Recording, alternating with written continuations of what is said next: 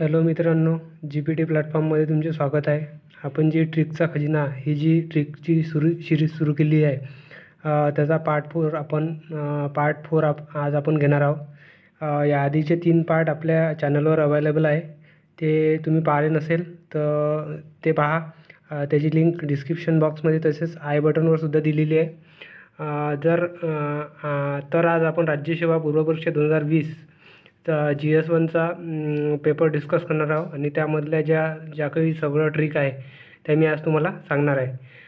त्याआधी मी तुम्हाला एक गोष्ट सांगणार आहे, ती म्हणजे आपण आधीच्या व्हिडिओपेक्षा या व्हिडिओमध्ये खूप सारे इम्प्रूव्हमेंट केले आहे. ऑडिओ क्वालिटी, त्यानंतर व्हिडिओची क्वालिटी, या दोन्ही गोष्टीवर खूप चांगल्या प्रकारे काम केलं आहे. तुम्हाला सर्व पेपर व्यवस्थित दिसावा त्याच्यासाठी या सगळ्या इम्प्रूव्हमेंट केल्या आहे. त्यामुळे तुम्ही आजचा व्हिडिओ शेवटपर्यंत पहा. याचा स्कोर इम्प्रूव्हमेंटमध्ये तुम्हाला नक्की फायदा होईल. या सर्व ट्रिक एका बुकमध्ये लिहून काढा. समजलं नसेल तर पुन्हा व्हिडिओ पहा. त्यामुळे तुमची रिव्हिजन पण होईल आणि त्या ट्रिक सर्व तुम्हाला पाठ होऊन जाईल. पूर्ण सिरीज आपल्या चॅनलवर आहेच, म्हणजे या आधीचे जे 2-3 पार्ट आहे ते आपल्या चॅनलवर आहे, ते तुम्ही पाहू शकता. त्याच्यानंतर चॅनल प्लेलिस्टमध्ये ते आहे, तिथे तुम्ही पाहू शकता. त्यासाठी चॅनलला तुम्ही सबस्क्राईब करा, लाईक करा, शेअर करा, आपल्या मित्रांना पण शेअर करा. त्यामुळे पुढे येणारे खूप सारे जे उपक्रम आहे या चॅनलवर फ्रीमध्येच राहणार आहे, घेणार आहोत आपण. त्याचे नोटिफिकेशन सर्वात आधी तुम्हाला मिळेल फ्रीमध्ये. आणि याच्यानंतर आपण कंबाईन ग्रुप सीची पण सिरीज सुरू करणार आहे. त्याच्यामुळे ते पण फ्रीमध्येच चालू करणार आहे आपण. तर त्याच्यामुळे तुम्ही या सगळ्या गोष्टीचा लाभ घ्या आणि आपण आता 2020चा राज्यसेवेचा पेपर डिस्कस करूया. तर त्यामध्ये आपण पाहणार आहोत क्वेश्चन नंबर 3. क्वेश्चन 3 नंबरच्या क्वेश्चनपासून आपण सुरुवात करणार आहोत. तर चला चालू करूया मित्रांनो. क्वेश्चन नंबर 3 पहा तुम्ही. जोड्या लावा. जोड्या लावामध्ये क्वेश्चन जर आपण पाहिला, या एका साईडनं म्हणजे ठिकाणाचे नाव दिलेलं आहे आणि कोणता प्रदेश कशात विलीन झाला आहे याबद्दल सांगितलेलं आहे. त्यामध्ये एका साईडनं आहे मयूरभंज आहे, कोल्हापूर आहे, रामपूर आहे, भोपाळ आहे. दुसऱ्या साईडनं मध्यवर्ती राज्यकारभार मुंबई प्रांतात विलीन, ओरिसात विलीन आणि उत्तर प्रदेशात विलीन. हा क्वेश्चन मित्रांनो त्यावेळेसच्या मानानं खूप कठीण होता. पण यामध्ये ट्रिक अशी आहे, एक सेकंद. यामध्ये ट्रिक अशी आहे की हा क्वेश्चन कठीण होता, पण आपल्याला जर काही माहीत नसेल तर आपल्याला यामध्ये काय ओळखीचं दिसते, आपल्याला यामध्ये ओळखीचं दिसते कोल्हापूर आपल्या महाराष्ट्रातलंच ठिकाण आहे. एक मिनटं. कोल्हापूर हे महाराष्ट्राचं ठिकाण आहे. तर कोल्हापूर आणि मुंबई प्रांतात विलीन अशी एक आपण जोडी लावू शकतो. जर बीले 2 लावलं तर आपलं 1 आणि 3 आणि 4 पर्याय आपले कट होतात. म्हणजे हे 2 पर्याय आपले कट होऊन जातात. हे 2 पर्याय आपले कट झाले तर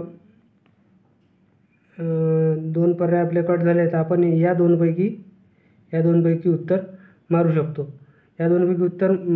आपण अशी एक ट्रिक आहे. म्हणजे जर एखादं ओळखीचं ठिकाण दिसलं तर आपण त्याचं कसं म्हणजे वर्ड मॅचिंग जे काही आपण टेक्निक म्हणतो त्याच्यानुसार आपण जाऊ शकतो. आणि दुसरं हे मयूरभंज पण आपल्याला माहीत आहे. 3 नंबर ओरिसात विलीन झाला होता. हे मयूरभंज ठिकाण होतं ते. तर असं जर केलं तर याला 3 एकच नंबर आहे, 1 नंबरचं उत्तर आहे. अशा प्रकारे आपण ही ट्रिक लावू शकतो आणि हा क्वेश्चन टॅकल करू शकतो. चला मित्रांनो पुढचा क्वेश्चन पाहूया. पुढचा क्वेश्चन आहे 4 नंबरचा. 4 नंबरचा क्वेश्चन पाहूया मित्रांनो आपण. बघा, चुकीची जोडी ओळखा. चुकीची जोडी ओळखा असं म्हटलेलं आहे. तर बघा, सगळ्यात पहिले याला अंडरलाईन करून घ्या. चुकीचं विचारलं आहे, बरोबर विचारलं आहे, ह्या पण खूप साऱ्या महत्त्वाच्या गोष्टी आहे मित्रांनो. याच्यामुळे पण खूप सारे आपल्या सिली चुकते. आणि ही एक्झाम कशाची आहे तर जेवढ्या तुम्ही सिली कराल तेवढा चुका कमी करण्याचीच एक्झाम आहे. कारण आपल्याला नॉर्मल मार्क तर आपल्याला भेटतेच, पण जे काही 1-2 प्रश्न असते शेवटचे त्याच्यावरच आपण इन किंवा आऊट ठरणार असते. त्याच्यामुळे हे बघा. आणि हे जर आपण वाचलं तर दास्ता बतुर्का टापू, त्यानंतर सियाराम दल बिहार, परशुराम दल ओरिसा आणि Hindustan socialist Republic army Uttar Pradesh असं दिलं आहे. तर याचं उत्तर दिलं आहे आयोगानं परशुराम दल 3 नंबर. ह्या दलसोबत आपण जाऊ शकतो. हे 2 कॉमन आहे, हे 2 कॉमन आहेत, त्याच्यामुळे आपण ह्या 2पैकी रिस्क घेऊ शकतो आणि अशा प्रकारे हा क्वेश्चन आपण टॅकल करू शकतो. तर चला मित्रांनो, पुढचा क्वेश्चन घेऊया. पुढचा क्वेश्चन आहे आपला 5 नंबरचा. 5 नंबरचा बघा मित्रांनो, 5 नंबरचा क्वेश्चन आहे. पुढीलपैकी कोणत्या स्त्रियांनी स्त्री वर्गाला स्वातंत्र्यासाठीच्या अहिंसक लढण्यास उपयुक्त केले? स्वातंत्र्यासाठीचं म्हटलं आहे. याच्यात डायरेक्ट ट्रिक म्हणजे अशी लागू शकते की हे जे नाव आहे लक्ष्मीबाई गर्दे, हे लक्ष्मीबाई गर्दे म्हणजे हे होय राणी लक्ष्मीबाई. हे राणी लक्ष्मीबाई म्हणजे ई नंबरचं. तर हे ई नंबर जर काढलं तर ह्या पर्याय कटतो, हाही कटतो आणि हाही कटतो, म्हणजे आपलं डायरेक्ट 3 नंबरचं उत्तर आपलं येते. अशा प्रकारे आपण हे पण अशी एक ट्रिक लावू शकतो. चला तर मित्रांनो, पुढचा क्वेश्चन बघूया. पुढचा क्वेश्चन आहे आपला 9 नंबरचा. 9 नंबरचा क्वेश्चन बघा मित्रांनो, बघा हा 9 नंबरचा क्वेश्चन आहे. याच्यामध्ये क्वेश्चन वाचतो. हिस्ट्रीचा क्वेश्चन आहे. 23 मे 1945 रोजी उंबरगाव तालुक्यातील झरी येथे आदिवासी संबंधी असं आपण गोल करून घ्यायला पाहिजे. आदिवासींच्या परिषदेत भाषण करून वेठबिगारी संपवा असे कोणी सांगितले? त्यामध्ये हे 2 जे ऑप्शन आहे, परुळेकर, शामराव परुळेकर, गोदावरी परुळेकर, ह्या 2पैकी आपण उत्तर मारू शकतो. जर आपल्याला काही माहीत नसेल तर. उत्तर आपल्याला माहीत असेल, अभ्यास जर तुमचा असं 11वीच्या हिस्ट्रीच्या ओल्ड हिस्ट्री म्हणून हा क्वेश्चन आला आहे, याचं उत्तर 3 नंबर दिलं आहे आयोगानं. अशा प्रकारे जर माहीत नसेल तर ह्या 2पैकी तुम्ही रिस्क घेऊ शकता. म्हणजे प्रश्न कशा आपण जास्त टाकल करू शकतो, अशा प्रकारे हे ट्रिक आहे. तर चला मित्रांनो, पुढचा क्वेश्चन घेऊ आपण. पुढचा क्वेश्चन आहे आपला 11 नंबरचा. हा बघा, यामध्ये ट्रिक अशी आहे की हे पुढील राज्य दिलेलं आहे, माळवा, अर्जुन, अयोध्या हे सगळे दिलेले आहे आणि उत्तर विचारलं आहे की हे नेमके काय आहे. आर्यावर्तातील राज्य आहे, समुद्रगुप्ताला शरण गेलेली टोळीचे राज्य आहे, दख्खनची राज्य आहे, नागराजांचे प्रदेश आहे. तर आपण पर्याय वाचल्यानंतर आपल्या लक्षात येईल की हा जो 2 नंबरचा उत्तर दिला आहे हे जे उत्तर आहे, कारण हे लंब दिलं आहे, जास्त एक्सप्लेन केलं आहे. समुद्रगुप्ताला शरण गेलेली टोळींची राज्य म्हटलं आहे, टोळींची राज्य खूप सारं एक्सप्लेन केलं आहे. त्याच्यामुळे आपल्याला जर माहीत नसेल, तसं हा क्वेश्चन मला तर वाटते त्यावेळेसचा म्हणजे खूप कमी जणांचा अभ्यास केलेला असेल, कारण असं म्हणजे रेअर क्वेश्चन असते हिस्ट्रीच्या ट्रिक आपण याच्या आधी पण शिकलेलोच आहोत. तर हे जास्त एक्सप्लेन केलं आहे म्हणून आपण याच्यासोबत जाऊ शकतो तुम्हाला माहीत नसेल तर. चला तर पुढचा क्वेश्चन घेऊया. पुढचा क्वेश्चन आहे आपला 13 नंबरचा. 13 नंबरचा क्वेश्चन बघा मित्रांनो. 13 नंबरचा क्वेश्चन असा आहे, पुढीलपैकी कोणत्या व्यक्ती शहाजहानच्या दरबारी चित्रकार होत्या? आता बघा, हा प्राचीन इतिहासाचा क्वेश्चन आहे आणि खूप डीप लेवलचा क्वेश्चन आहे. शहाजहानच्या दरबारात कोण चित्रकार होता? एवढं म्हणजे एवढ्या लेवलचा अभ्यास असणं खूप कठीणच आहे, किंवा खूप कमी जणांचा एवढ्या लेवलचा अभ्यास होऊ शकते. पण आपली ट्रिक काय आहे याच्यात? ट्रिक अशी आहे का याच्यात म्हणजे जे जास्त दिलेलं असेल, म्हणजे इथं AB दिलेलं आहे, इथं BC दिलं आहे, इथं CD दिलं आहे, आणि इथं दिलं आहे ABD, म्हणजे इथं जास्तीत जास्त पर्याय त्याच्यातले घेतले आहे. मग असं जे उत्तर असते आपलं, आता इथं ABCD दिलं आहे, तर इथं जर वरीलपैकी सर्व असतं तर मी वरीलपैकी सर्वसोबत गेलो असतो. म्हणजे अशा प्रकारे वरीलपैकी सर्व, आणि रेअर जर क्वेश्चन असेल, खूप कठीण लेवलचा क्वेश्चन आहे, तर आपण जास्तीत जास्त ऑप्शन बरोबर घेऊन जाऊ शकतो आणि अशा प्रकारे हा क्वेश्चन आपण टॅकल करू शकतो. याचं उत्तर 4 नंबर आहे मित्रांनो. चला पुढचा क्वेश्चन घेऊया आपण. पुढचा क्वेश्चन आहे आपला 22 नंबरचा. बघा मित्रांनो, 22 नंबरचा क्वेश्चन बघूया आपण. 22 नंबरचा क्वेश्चन बघा, हा क्वेश्चन आहे. हा क्वेश्चन याचा आहे, जॉग्रफीचा क्वेश्चन आहे. खालील विधानांचे परीक्षण करून योग्य पर्याय निवडा. योग्य काय विचारलं आहे, अयोग्य, योग्य असं टिक करत चला तुम्ही. आणि आपण स्टेटमेंट वाचतो. बहुतांशी भारतीय कोळसा क्षेत्रे 78 पूर्व रेखांकाच्या पूर्वेला आहेत, असं एक स्टेटमेंट आहे. त्यानंतर खालचं स्टेटमेंट आहे, भारताच्या एकूण कोळसा उत्पादनाच्या 50% कोळसा हा ओरिसा, छत्तीसगड आणि झारखंड ह्या 3 राज्यातून येतो. हे 2 स्टेटमेंट आहे. आपण या फॉर्मॅटमधलं क्वेश्चन याच्या आधी पण पाहिलेलं आहे. 2 जर स्टेटमेंट असले तर जर माहीत असेल तर तुम्ही डायरेक्ट अभ्यासानं लिहू शकता, आणि जर नाही माहीत असेल तर ह्या फॉर्मॅट म्हणजे असं आहे की 2 स्टेटमेंट दिलेलं राहते आणि दोन्ही बरोबर असते जनरली. जर माहीत नसेल तर तुम्ही अशी एक रिस्क घेऊ शकता आणि हा पण क्वेश्चन टॅकल करू शकता. तुमच्या लक्षात आली असेल ही ट्रिक. ह्या मागच्या पेपरमध्ये पण आपण ही खूप चांगल्या प्रकारे घेतली आहे. तर पुढचा क्वेश्चन आपण घेऊया.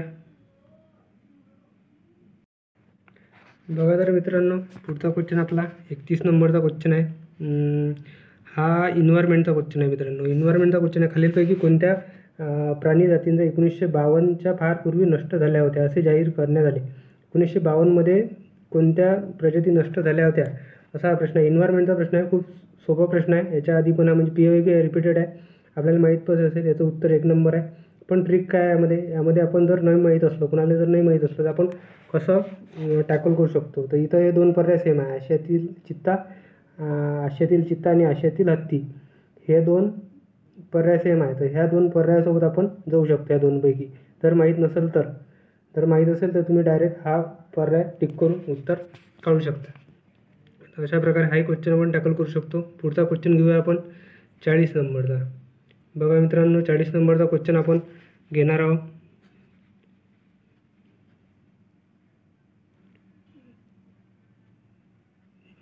बघा हा क्वेश्चन आहे, गॅटवरचा क्वेश्चन आहे, इकॉनॉमिक्सचा क्वेश्चन आहे. यामध्ये बघा गॅट संबंधात पुढील विधाने विचारत घ्या. 4 स्टेटमेंट दिले आहे. गॅटची स्थापना कधी झाली? 1948. त्यानंतर सुरुवातीला गॅट 23 देश सदस्य होते. त्यानंतर WTO गॅटचे उत्तराधिकारी आहे. आणि इथं विचारलं आपल्याला बरोबर काय आहे. हा पण कठीणपैकी क्वेश्चन आहे. इथं जर आपण ऑप्शन पाहिले तर चौथा जो पर्याय पाहिला आपला बहुपक्षीय आणि द्विपक्षीय. आता गॅट कसा कोणताही करार करत असेल तर ते एक प्रकारचा असू शकते. एक द्विपक्षीय करार करेल किंवा बहुपक्षीय करेल, दोन्ही नाही करणार. द्विपक्षीय आणि बहुपक्षीय करारामध्ये थोडं भिन्नता असते, हे तुम्हालाही माहीत असेल. इकॉनॉमिक्सचा अभ्यास तुमचा असेलच. त्याच्यामुळे आपण हा पर्याय काढू शकतो. 4 नंबरचा जर पर्याय काढला आपला हाय ऑप्शन कट्टे, हाय कट्टे आणि उत्तर आपलं इथे 3 नंबरचा. अशा प्रकारे आपण हा क्वेश्चन टॅकल करू शकतो. तर बघा मित्रांनो, पुढचा क्वेश्चन घेऊया आपण. 52 नंबरचा क्वेश्चन आहे आपला. 52 नंबरचा क्वेश्चन आपण घेणार आहोत.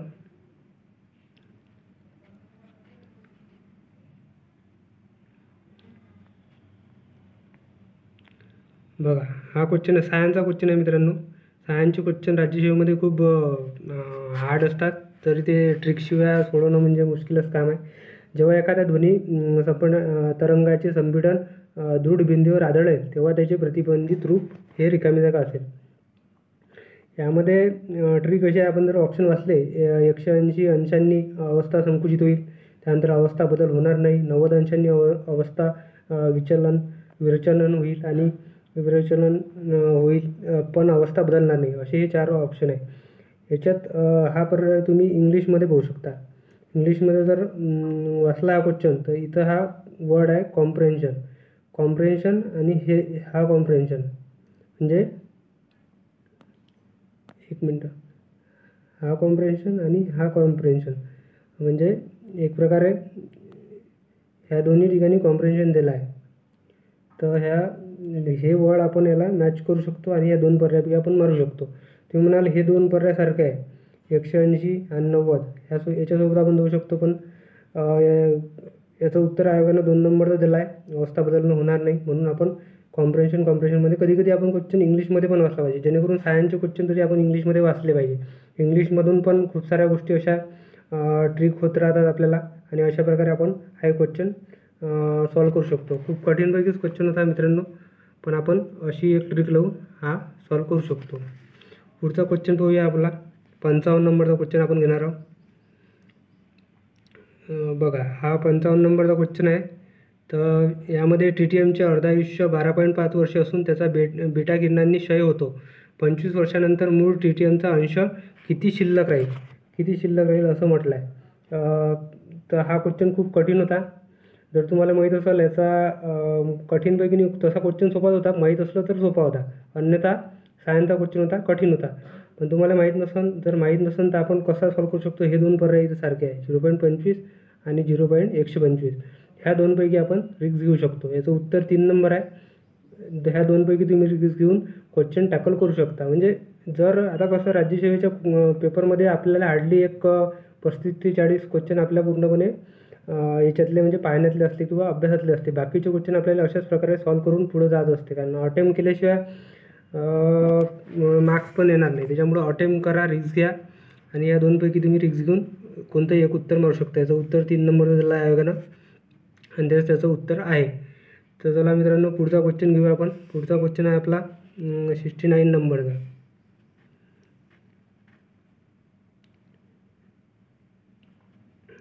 69 नंबरचा क्वेश्चन आहे. तर 69 हा बघा मित्रांनो, हा सायन्सचाच क्वेश्चन आहे. सायन्सचे 20 क्वेश्चन असते. त्याच्यामुळे सायन्सच्या बाबतीत जर ट्रिक कशा तुम्ही जर व्यवस्थित पाहिले, हा व्हिडिओ जर पुन्हा पुन्हा पाहिला, तर या सगळ्या सायन्सच्या ट्रिक तुमच्या पाठवून जाईल आणि सायन्सचे मार्क्स तुमचे जाणार नाही. खालीलपैकी कोणास टर्बिनोइड समजले जाते असा क्वेश्चन आहे. इथं ऑप्शन दिलेला आहे फक्त इथेनॉल, त्यानंतर फक्त अजीवनसत्व आणि तिसरा जो पर्याय आहे दोन्ही मिथेनॉल आणि अजीवनसत्व आणि चौथा पर्याय दोन्ही नाही. आपण जर पाहिले तर या जो तिसरा जो पर्याय आहे याच्यामध्ये हे मिथेनॉल पण आहे आणि अजीवनसत्व आहे. म्हणजे हा एक व्यापक असा ऑप्शन आहे, म्हणून याचं उत्तर पण हेच आहे 3 नंबरचं. तुम्ही या दोनपैकी मारू शकता. म्हणजे हे ट्रिक आपण याच्या आधी पण पाहिलेली आहे. म्हणजे बाकीचे ऑप्शन दिलेले असते, जसं इथे मिथेनॉल दिलं आहे, अजीवनसत्व दिलं आहे आणि तिसऱ्या नंबरच्या ऑप्शनमध्ये दोन्ही दिलं आहे, मिथेनॉल दिलं आहे, अजीवनसत्व दिलं आहे. म्हणजे हा एक व्यापक ऑप्शन आहे. जर तुम्हाला माहीत नसेल तर तुम्ही ह्या ऑप्शनसोबत जाऊ शकता आणि हा क्वेश्चन ट्रिक आणि तुमचा क्वेश्चन बरोबर पण येईल, कारण हे ट्रिक लागते. याच्या आधीच्या पेपरमध्ये पण आपण खूप चांगल्या प्रकारे हे एक ट्रिक डिस्कस केली आहे. तर तुम्ही बाकीचे मागचे जर व्हिडिओ पाहिले नसेल तर ते पुन्हा एकदा पहा, म्हणजे त्या गोष्टी तुमच्या आणखी रिकॉल होत जातील आणि त्याचा तुम्हाला खूप जास्त फायदा होईल. समोरचा क्वेश्चन घेऊया आपण. 75 नंबरचा क्वेश्चन घेणार आहे आपण. बघा हा क्वेश्चन बघा मित्रांनो, हा पॉलिटीचा क्वेश्चन आहे. पॉलिटीच्या बाबतीत मी तुम्हाला एक गोष्ट सांगू इच्छितो की पॉलिटीला जास्त करून ट्रिकच्या तुम्ही भानगडीत पडूच नका. माझं स्पष्ट म्हणणं आहे, जिथं लागते, जिथं प्रामाणिकपणे लागते आणि प्रामाणिकपणे जे काही आहे कंटेंट मी तुम्हाला देण्याचा प्रयत्न करत आहे. पॉलिटीमध्ये ट्रिक लागत नाही, कारण पॉलिटीमध्ये अभ्यासच लागते आहे. त्याच्यामुळे तुम्ही जास्त करून पॉलिटीच्या बाबतीत ट्रिकवर अवलंबून राहू नका आणि पॉलिटीच्या बाबतीत तुम्ही पूर्णपणे अभ्यासच करा. तरी आपण याच्यात काय वेगळं आहे किंवा तरी आपण त्याच्यातल्या याच्यात काय गोष्टी लागू शकतात ते पाहण्याचा प्रयत्न करणार आहोत. आपण क्वेश्चन वाचूया. खालीलपैकी कोणते विधान बरोबर नाही, हे आपण सगळ्यात पहिले गोल केलं पाहिजे. बरोबर नाही म्हणजे आपल्याला विचारलं आहे कोणतं की यापैकी कोणतं चुकीचं आहे. हे जर आपण ऑप्शन वाचले, राष्ट्रपतींच्या शिफारशीशिवाय नवीन राज्य निर्मितीचे विधेयक राष्ट्रपतीच्या कोणत्याही सभागृहात मांडले जाऊ शकत नाही. राष्ट्रपती असे विधेयक दोन्ही सभागृहात मांडण्यापूर्वी विशिष्ट कालावधीमध्ये संबंधित राज्यविधानाने आपले विचार मांडावे, त्यासाठी पाठवले पाहिजे. तिसरा जो पर्याय, संसद केवळ विशेष बहुमताने कायदा करून नवीन राज्य स्थापन करू शकते. राज्य विधिमंडळाने व्यक्त केलेले विचार स्वीकारणे बंधन नसते म्हटलं आहे. इथं जर असतं तर हे स्टेटमेंट चुकीचं राहिलं असतं, पण हे इथं बंधनकारक नसते, कारण हे बरोबर आहे आणि आपल्याला विचारलं आहे चुकीचं. याच्यात जे काही कीवर्ड असते, जसं इथं हा इथं हा केवळ कीवर्ड आहे. हा केवळ कीवर्ड आपण क्वेश्चन वाचताना सॉल्व करताना अंडरलाईन करायला पाहिजे, गोल करायला पाहिजे, कारण तो लगेच आपल्याला हिंट होते आणि लक्षात येते आपल्या, आणि हे कीवर्डसोबत आपण जाऊ शकतो आणि अशा प्रकारे हा क्वेश्चन आपण टॅकल करू शकतो. हे जे एक ट्रिक आहे यामध्ये बघू शकता तुम्ही. यामध्ये काही कीवर्ड असते, फक्त असते, बंधनकारक असते, नसते, या गोष्टीवर आयोग जास्त खेळवण्याचा प्रयत्न करते पॉलिटीच्या बाबतीत. तर अशा प्रकारे हा क्वेश्चन आपण सॉल्व करू शकतो. तर पुढचा क्वेश्चन घेऊया मित्रांनो. समोरचा क्वेश्चन घेऊया आपण 87 नंबरचा.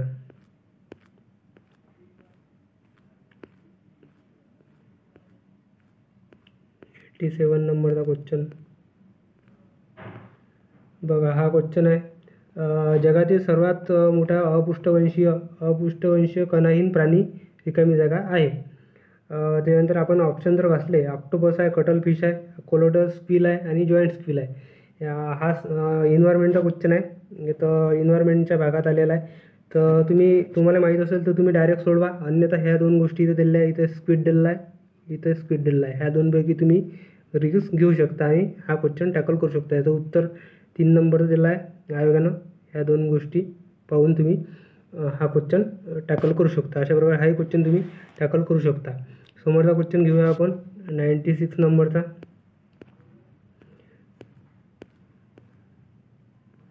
बघा मित्रांनो, हा क्वेश्चन आहे. हा करंटचा क्वेश्चन आहे. करंटमध्ये पण खूप साऱ्या ट्रिक आपण पाहिल्या आहे, मागच्याही पेपरमध्ये पाहिल्या आहे. याच्यापेक्षा जास्त आपण मागच्या व्हिडिओमध्ये या गोष्टी सगळ्या एक्सप्लेन केल्या आहेत, तर तुम्ही ते व्हिडिओ पाहू शकता. प्रश्न वाचूया आपण. खालीलपैकी इराणच्या महिलांसंदर्भात 2019 महत्त्वाचा निर्णय घेण्यात आला. असं जर आपण क्वेश्चन आपण वाचला. इराणच्या महिलांसंबंधात कोणता निर्णय महत्त्वाचा घेण्यात आला. ऑप्शन जर आपण वाचले तर दिलेला आहे ऑप्शन: फुटबॉल पाहण्यासाठी स्टेडियममध्ये जाण्याचा अधिकार, त्यानंतर मतदानाचा अधिकार, फुटबॉलाच्या मालमत्तेचा अधिकार आणि घटस्फोटाचा अधिकार. ह्या 4 ऑप्शनपैकी पहिला जो ऑप्शन आहे हा जास्त एक्सप्लेन केला आहे. जर तुम्हाला माहीत असेल, करंटचा प्रश्न होता, तुम्हाला माहीत असेल त्यावेळेच्या अभ्यासानुसार, तर तुम्ही मारू शकता.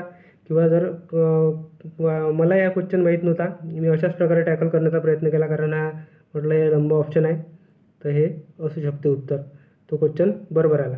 अशा प्रकारे तुम्ही पण सॉल्व करू शकता. अशी ही ट्रिक आपण लावली आहे. समोरचा क्वेश्चन घेऊया आपण मित्रांनो.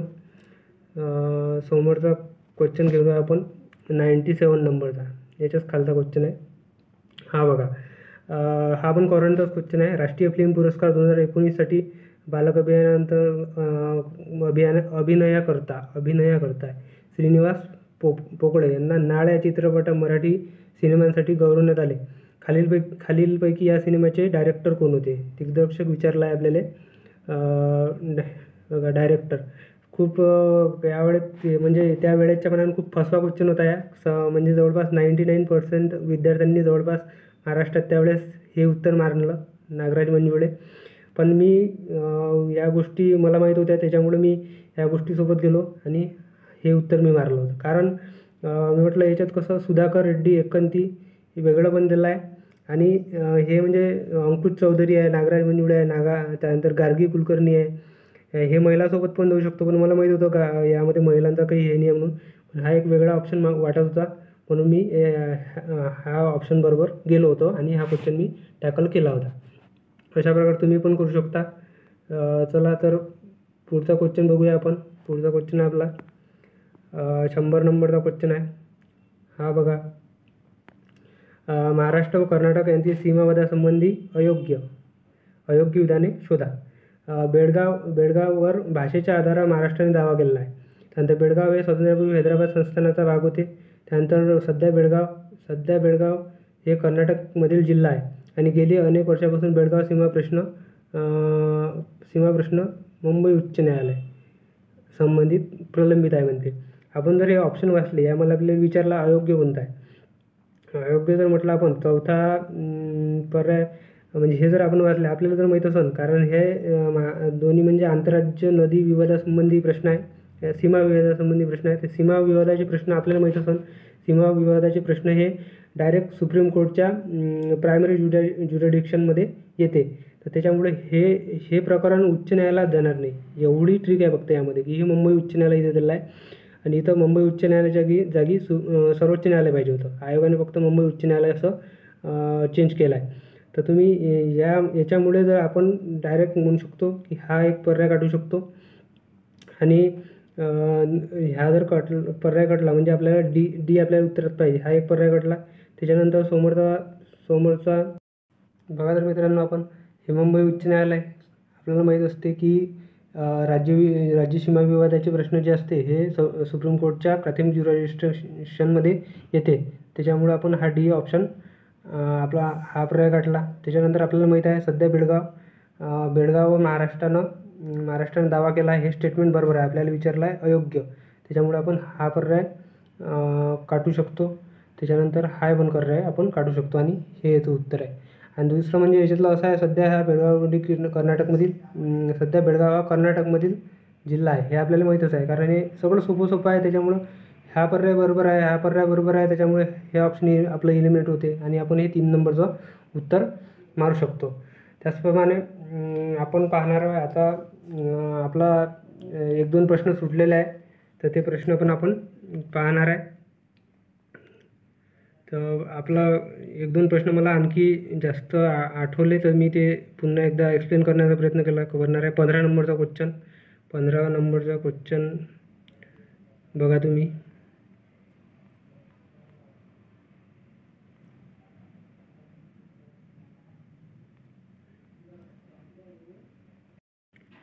बघा तर मित्रांनो, हा आहे 26 नंबरचा क्वेश्चन आहे. जॉग्राफीचा क्वेश्चन आहे. मला अजून ही ट्रिक इथं वेळेवर आठवली म्हणून मी सांगण्याचा प्रयत्न करत आहे. एका साईडनं काय दिलं आपल्याला, धारवाड श्रेणीचे खडक दिलेले आहे आणि एका साईडनं विभाग दिले आहे. धारवाड श्रेणीचे खडक आणि विभाग दिले आहे. हा क्वेश्चन खूप कठीण होता त्यावेळेच्या मनानं, कारण असे क्वेश्चन आपल्या स्टडीमध्ये येणं म्हणजे रेअरली येते. फक्त एक ट्रिक एकच आहे इथं, का हे जे नाव आहे इथं चॅम्पियन, हे चॅम्पियन इंग्लिश नाव आहे आणि इथं कोलार. KGF तुम्ही पाहिला असेल, KGF मूवी तुम्ही पाहिला असेल तर एक सेकंद.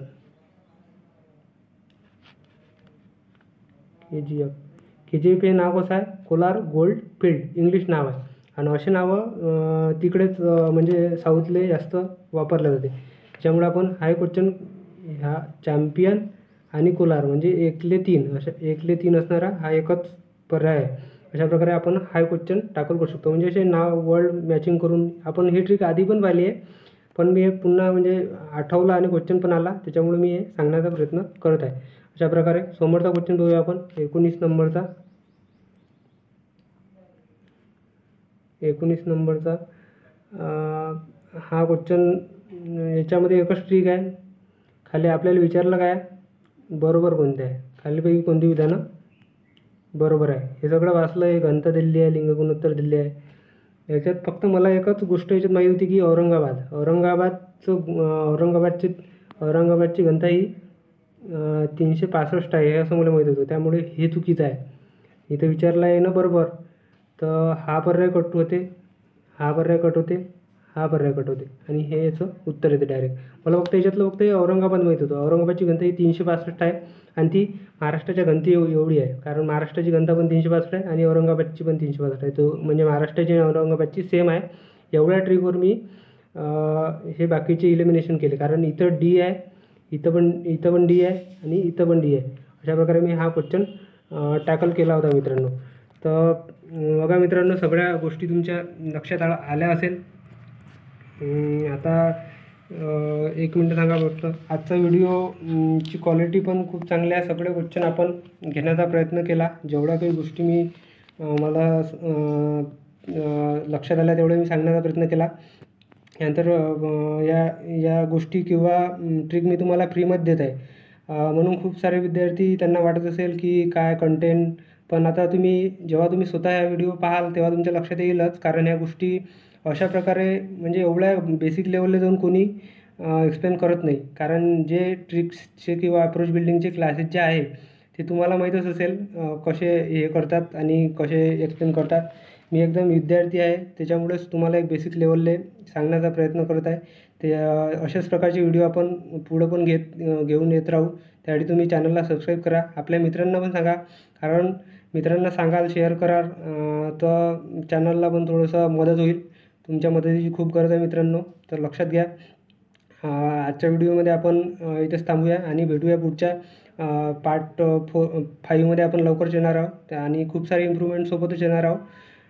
तर चॅनलला व्हिजिट करत राहा आणि व्हिडिओ पाहत राहा. पुन्हा व्हिडिओ पहा, एवढीच विनंती आहे फक्त. थांबतो मी. नमस्कार.